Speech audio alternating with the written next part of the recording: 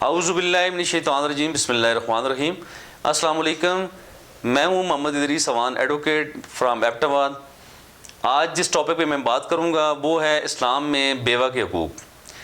دین اسلام نے تمام لوگوں کے حقوق بتا دیے ہیں اور بالخصوص یتیموں اور بیواؤں کے لیے خصوصی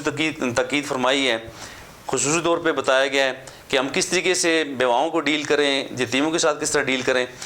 تو دین اسلام سے پہلے اگر ہم دیکھیں تو پوری دنیا میں جن خواتین کے شوہر مر جاتے تھے، ایسی خواتین جو بیوہ ہو جاتی تھیں، ان کے ساتھ انتہائی ناروا سلوک کیا جاتا تھا، یعنی بالکل وحشیانہ سلوک ہوتا تھا، جانوروں جیسا سلوک ہوتا تھا۔ بعض جگہوں پہ ایسا ہوتا تھا کہ عرب کے معاشرے میں جو جہالت تھی وہاں پہ تو ایسا ہوتا تھا کہ جو خاتون بیوہ ہوتی تھی تو اسے بطور وراثت استعمال کیا جاتا تھا، یعنی آگے اسے شفٹ کیا جاتا، وراثت کے طور پہ تقسیم کیا جاتا۔ تو یہ ایک بہت بری رسمیں تھیں دنیا میں، بیواؤں کے ساتھ بہت بڑی زیادتیاں ہو رہی تھیں، جو جن کا تدارک آگے دین اسلام نے کیا، اور دین اسلام نے مکمل حقوق دے دیے تمام بیواؤں کو، تمام یتیموں کو اور تمام ان دکھی طبقات کو کہ جو کسی بھی طرح کمزور ہیں، اور یعنی قیامت تک تمام حقوق یعنی کہ انسانوں کے بتا دیے دین اسلام نے۔ تو اس میں بیواؤں کے حقوق کے حوالے سے دین اسلام نے جو سب سے پہلا کام کیا جی کہ یعنی کہ قبل سے ایسا ہوتا تھا کہ یعنی خاتون جب بھی جس کا شوہر مرتا تھا تو وہ ساری عمر سوگ کرتی تھی، یعنی کچھ معاشروں میں ایسا تھا کہ ساری عمر سوگ میں اسے بیٹھنا پڑتا تھا،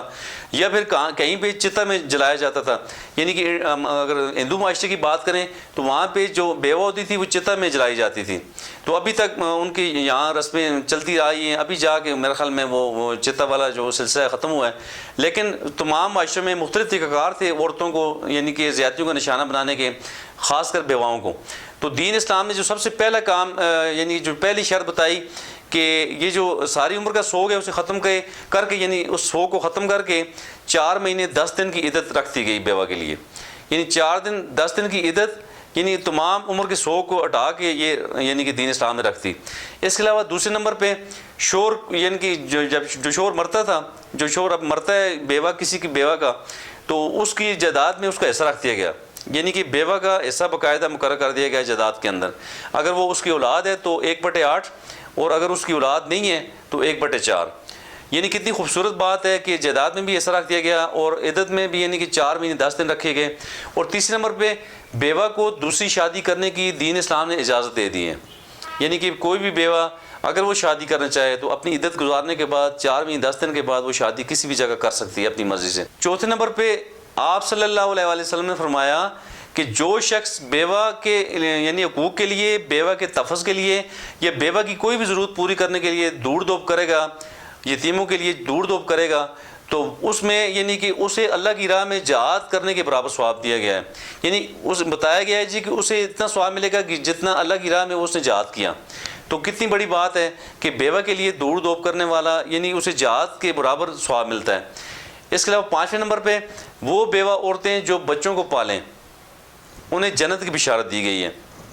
یعنی انہیں فرمایا گیا ان کے بارے میں کہ جو عورتیں اپنے بچوں کو یعنی یتیم بچوں کو پالیں گی یا ان کو پالنے کی غرض سے شادی نہیں کریں گی، تو آپ صلی اللہ علیہ وسلم نے اس طرح 2 انگلیاں مبارک اٹھا کے فرمایا کہ وہ جنت میں میرے ساتھ اس طرح ہوگا جس طرح یہ 2 انگلیاں ہیں۔ تو کتنی بڑی بات ہے کہ اس بیوہ کے لیے کتنی بڑی سعادت کی بات ہے کہ وہ اپنے بچوں کو پالتی ہے، تو اسے دین اسلام نے کتنا بڑا اجر اس نے اللہ نے دونوں جہانوں میں اسے عطا کیا ہے۔ تو اس کے علاوہ آپ صلی اللہ علیہ وسلم نے فرمایا کہ قیامت کا دن ہوگا اور سب سے پہلے جنت کا دروازہ میں کھولوں گا، اور فرمایا کہ جب میں جنت کا دروازہ کھولوں گا تو وہاں پہ ایک بیوہ کھڑی ہوگی، ایک عورت کھڑی ہوگی جس سے میں پوچھوں وہ پہلے یعنی مجھ سے پہلے جنت میں جانا چاہ رہی ہوگی، تو فرمایا کہ میں اسے پوچھوں گا کہ تم کون ہو، تو وہ یہ فرمایا کہ جی کہ میں ایک بیوہ عورت ہوں اور میرے چند ننھے معصوم یتیم بچے تھے جن کو میں نے پالا ہے، جن کی میں نے خدمت کی ہے، جنہیں میں نے سنبھالا ہے۔ تو کتنی بڑی بات ہے کہ اسے آپ صلی اللہ علیہ وسلم یعنی کہ جنت کے گیٹ پہ دیکھیں گے اور وہ جنت میں آپ سے پہلے جانا چاہ رہی ہوگی۔ تو اس کے علاوہ آپ صلی اللہ علیہ وسلم نے فرمایا کہ بیوہ عورت اور مسکین پر خرچ کرنے والا اللہ تعالیٰ کی راہ میں خرچ کرنے والے کے برابر ہے۔ تو اس طرح وہ تمام بیوہ عورتیں جن کے حقوق دین اسلام نے بڑے جامع انداز میں بتا دیے ہیں، اگر ہم ان تمام دین اسلام کی تعلیمات پہ من عمل کریں تو ہم تمام لوگ جو ہے نا جی ہم ثواب کے مستحق ہو سکتے ہیں، اور ہماری تمام بیوہ عورتیں جو ہے جی بڑے اچھے انداز میں ان کی پروٹیکشن کی جا سکتی ہے، اور دین اسلام سے باہر کوئی بھی یعنی کہ پروٹیکشن کی بات نہیں کر سکتا کہ جتنی دین اسلام نے عورتوں کے حقوق، بچوں کے حقوق، یتیموں کے حقوق، غلاموں کے حقوق، مسافروں کے حقوق، تمام رائٹس جو دین اسلام نے مکمل قیامت تک بتا دیے ہیں۔